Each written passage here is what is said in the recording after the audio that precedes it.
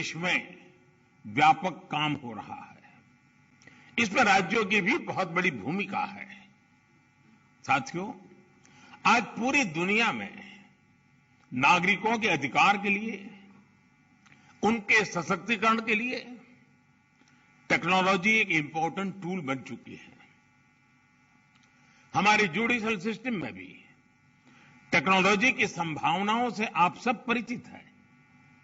हमारे ऑनरेबल जजेस समय समय पर इस विषय में विमर्श को आगे भी बढ़ाते रहे हैं। भारत सरकार भी जुडिशियल सिस्टम में टेक्नोलॉजी की संभावनाओं को डिजिटल इंडिया मिशन का एक जरूरी हिस्सा मानती है।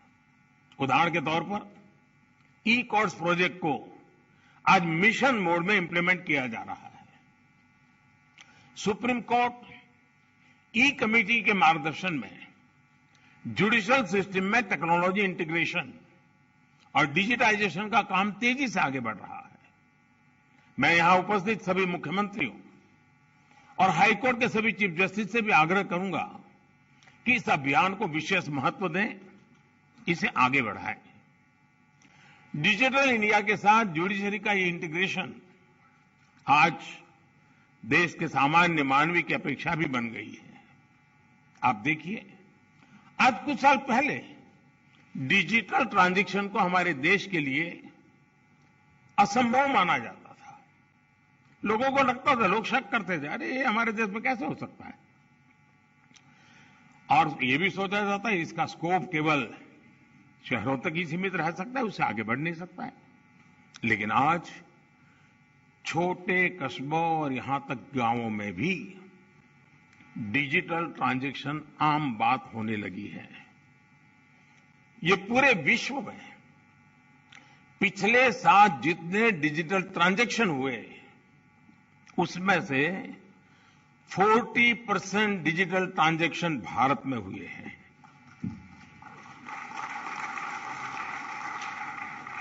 सरकार से जुड़ी वो सेवाएं जिनके लिए पहले नागरिकों को महीनों ऑफिस के चक्कर काटने पड़ते थे, वो अब मोबाइल पर अवेलेबल हो रही है। ऐसे में स्वाभाविक है, जिस नागरिक को सेवाएं और सुविधाएं ऑनलाइन उपलब्ध हो रही हैं, वो न्याय के अधिकार को लेकर भी वैसे ही अपेक्षाएं करेगा।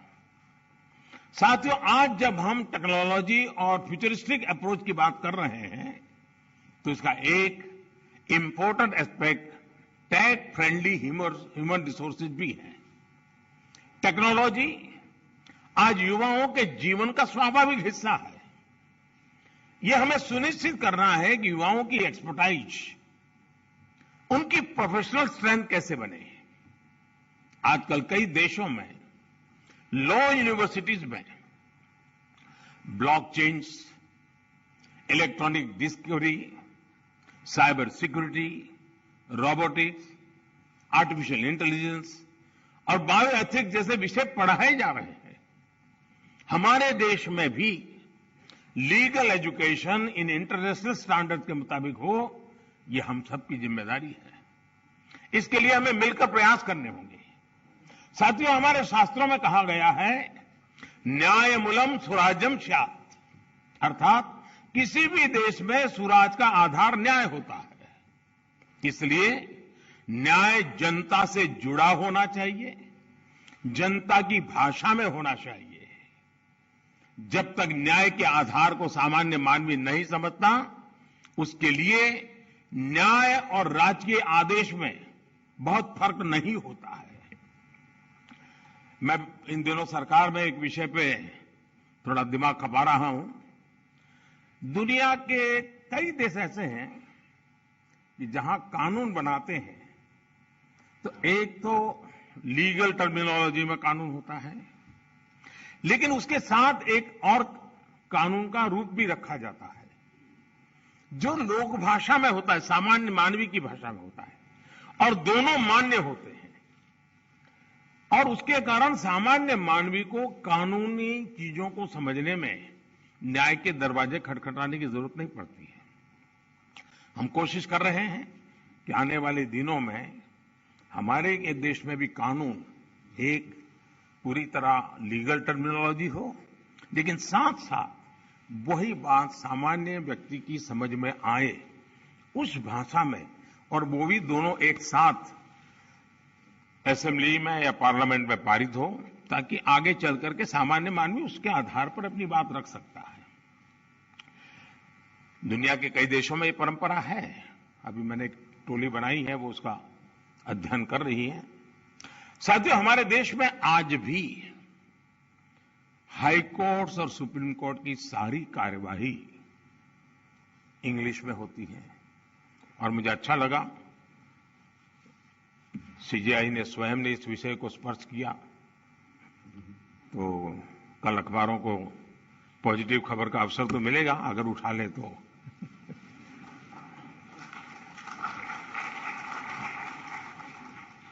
नहीं, उसके लिए बहुत इंतजार करना पड़ेगा। साथियों, एक बड़ी आबादी को न्यायिक प्रक्रिया से लेकर फैसलों तक को समझना मुश्किल होता है। हमें इस व्यवस्था को सरल और आम जनता के लिए ग्राह्य बनाने की जरूरत है। हमें कोर्ट्स में स्थानीय भाषाओं को प्रोत्साहन देने की जरूरत है। इससे देश के सामान्य नागरिकों का न्याय प्रणाली में भरोसा बढ़ेगा, वो उससे जुड़ा हुआ महसूस करेगा। अब इन समय हम एक कोशिश कर रहे हैं कि टेक्निकल एजुकेशन और मेडिकल एजुकेशन मातृभाषा में क्यों नहीं होना चाहिए। हमारे बच्चे जो बाहर जाते हैं, दुनिया की वो भाषा कोशिश करते हैं पढ़ करके फिर मेडिकल कॉलेज की, तो हम हमारे देश में कर सकते हैं। और मुझे खुशी है कई राज्यों ने मातृभाषा में टेक्निकल एजुकेशन, मेडिकल एजुकेशन के लिए कुछ इनिशिएटिव लिए हैं। तो आगे चल करके उसके कारण गांव का गरीब का बच्चा भी जो भाषा के कारण रुकावटें महसूस करता है, उसके लिए सारे रास्ते खुल जाएंगे। और ये भी एक बड़ा न्याय है, ये भी एक सामाजिक न्याय है। सामाजिक न्याय के लिए न्यायपालिका के तराजू तक जाने की जरूरत नहीं होती है। सामाजिक न्याय के लिए कभी भाषा भी बहुत बड़ा कारण बन सकती है। साथियों, एक गंभीर विषय सामान्य आदमी के लिए कानून की पेचीदगियां भी है। 2015 में हमने करीब 1800 ऐसे कानूनों को चिन्हित किया था जो अप्रासंगिक हो चुके थे। इनमें से जो केंद्र के कानून थे, ऐसे 1450 कानूनों को, 1450 कानूनों को हमने खत्म किया। लेकिन राज्यों की तरफ से केवल 75 कानून ही खत्म किए गए हैं। मैं आज सब बड़ी आदरणीय मुख्यमंत्रीगण यहां बैठे हैं, मैं आपसे बहुत आग्रह करता हूं कि अपने राज्य के नागरिकों के अधिकारों के लिए, उनकी ईज ऑफ लिविंग के लिए आपके यहां भी ये कानूनों का इतना बड़ा जाल बना हुआ है, कालबाह्य कानूनों में लोग फंसे पड़े हैं, उन कानूनों को निरस्त करने की दिशा में आप कदम उठाइए। लोग बहुत आशीर्वाद देंगे जी। साथियों, न्यायिक सुधार केवल एक नीतिगत विषय या पॉलिसी मैटर ही नहीं है। देश में लंबित करोड़ों केसेस के लिए पॉलिसी से लेकर टेक्नोलॉजी तक हर संभव प्रयास देश में हो रहे हैं, और हमने बार बार इसकी चर्चा भी की है। इस कॉन्फ्रेंस में भी आप सब एक्सपर्ट्स इस विषय पर विस्तार से बात करेंगे ही, ये मुझे पर विश्वास है। और मैं शायद बहुत लंबे अरसे तक इस मीटिंग में बैठा हुआ हूं। शायद जजेस को ऐसी मीटिंग में आने का जितना अवसर मिला होगा, उससे ज्यादा मुझे मिला है, क्योंकि मैं कई वर्षों तक मुख्यमंत्री के रूप में इस कॉन्फ्रेंस में आता रहता था। अब यहां बैठना मौका आ गया है तो यहां से आता रहता हूं। तो एक प्रकार से मैं इस महफिल में सीनियर हूं।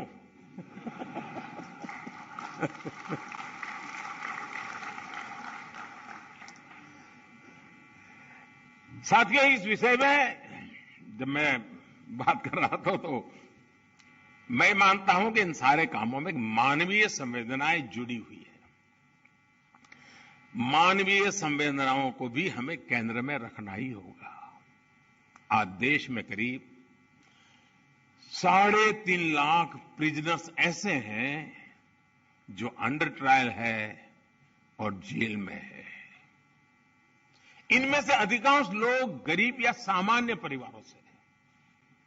हर जिले में डिस्ट्रिक्ट जज की अध्यक्षता में एक कमेटी होती है ताकि इन केसेस की समीक्षा हो सके, जहां संभव हो बेल पर उन्हें रिहा किया जा सके।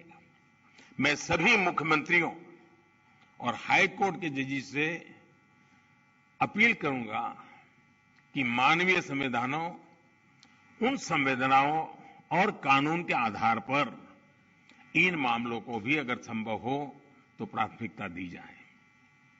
इसी तरह न्यायालयों में और खासकर स्थानीय स्तर पर लंबित मामलों के समाधान के लिए मध्यस्थता, मीडिएशन भी एक महत्वपूर्ण जरिया है। हमारे समाज में तो मध्यस्थता के जरिए विवादों के समाधान की हजारों साल पुरानी परंपरा है। आपसी सहमति और परस्पर भागीदारी ये न्याय की अपनी एक अलग मानवीय अवधारणा है। अगर हम देखें तो हमारे समाज का वो स्वभाव कहीं न कहीं अभी भी बना हुआ है। हमने हमारी उन परंपराओं को खोया नहीं है। हमें इस लोकतांत्रिक व्यवस्था को मजबूत बनाने की जरूरत है। और जैसे चीफ साहब ने ललित जी की तारीफ की, मैं भी करना चाहूंगा। उन्होंने पूरे देश में भ्रमण किया, हर राज्य में गए इस काम के लिए, और सबसे बड़ी बात है कोरोना काल में गए। साथियों, मामलों का कम समय में समाधान भी होता है, न्यायालयों का बोझ भी कम होता है और सोशल फैब्रिक भी सुरक्षित रहता है। हमने इसी सोच के साथ संसद में मीडिएशन बिल को भी एक अम्ब्रेला लेजिस्लेशन के रूप में भी पेश किया है। अपनी रीच लीगल एक्सपर्टाइज के साथ हम मीडिएशन से सॉल्यूशन की विधा में ग्लोबल लीडर बन सकते हैं। हम पूरी दुनिया के सामने एक मॉडल पेश कर सकते हैं। मुझे पूरा भरोसा है कि प्राचीन मानवीय मूल्यों और आधुनिक अप्रोच के साथ इस कॉन्फ्रेंस में ऐसे सभी विषयों पर आप सब विद्वज्जन विस्तार से चर्चा करके, मंथन करके उस अमृत को लाओगे जो शायद आने वाली पीढ़ियों तक काम आएगा। इस कॉन्फ्रेंस में जो नए आइडियाज निकलेंगे, जो नए निष्कर्ष निकलेंगे, वो नए भारत की आकांक्षाओं को पूरा करने का माध्यम बनेंगे। इसी विश्वास के साथ मैं फिर एक बार आप सबके मार्गदर्शन के लिए मैं आपका आभारी हूं, और मैं सरकार की तरफ से ये विश्वास दिलाता हूं कि देश के न्याय व्यवस्था के लिए सरकारों ने जो करना होगा, चाहे राज्य सरकार हो, केंद्र सरकार हो, वो भरसक प्रयास करेगी ताकि हम सब मिलकर के देश के कोटि कोटि नागरिकों की आशा अपेक्षाओं को पूर्ण कर सके। और 2047 में देश जब आजादी के 100 साल मनाए, तब हम न्याय के क्षेत्र में भी और अधिक गौरव के साथ, और अधिक सम्मान के साथ, और अधिक संतोष के साथ आगे बढ़े। यही मेरी बहुत बहुत शुभकामना है। बहुत बहुत धन्यवाद। तो प्रधानमंत्री नरेंद्र मोदी का आप लगातार सुन रहे थे। आपको बताएं कि हाई कोर्ट के न्यायाधीश और कई राज्यों के मुख्यमंत्री को वो तमाम बातें बता रहे थे। उन्होंने कहा कि न्याय की भाषा लोगों की समझ में आनी चाहिए, भाषा के चलते फैसले तक को समझना मुश्किल हो जाता है। तो प्रधानमंत्री नरेंद्र मोदी ने ये तमाम बातें अपने संबोधन में कही। कोर्ट में भर्ती प्रक्रिया में तेजी लाई जा रही है। पीएम ने यह भी कहा कि गैर जरूरी 1450 कानूनों को खत्म किया जाए। हाई कोर्ट के मुख्य न्यायाधीशों और मुख्यमंत्रियों का सम्मेलन था। न्यायपालिका में तकनीकी पर जोर दे रहे हैं। तो पीएम ने ये तमाम बातें कही। आजादी के अमृत महोत्सव में देश नए सपने देख रहा है। तो पीएम के संबोधन को आप सुन रहे थे। उन्होंने कहा कि अमृतकाल में सुलभ न्याय व्यवस्था पर जोर दें। तो देश में न्याय में देरी ना हो, इसके लिए प्रयास किया जा रहा है।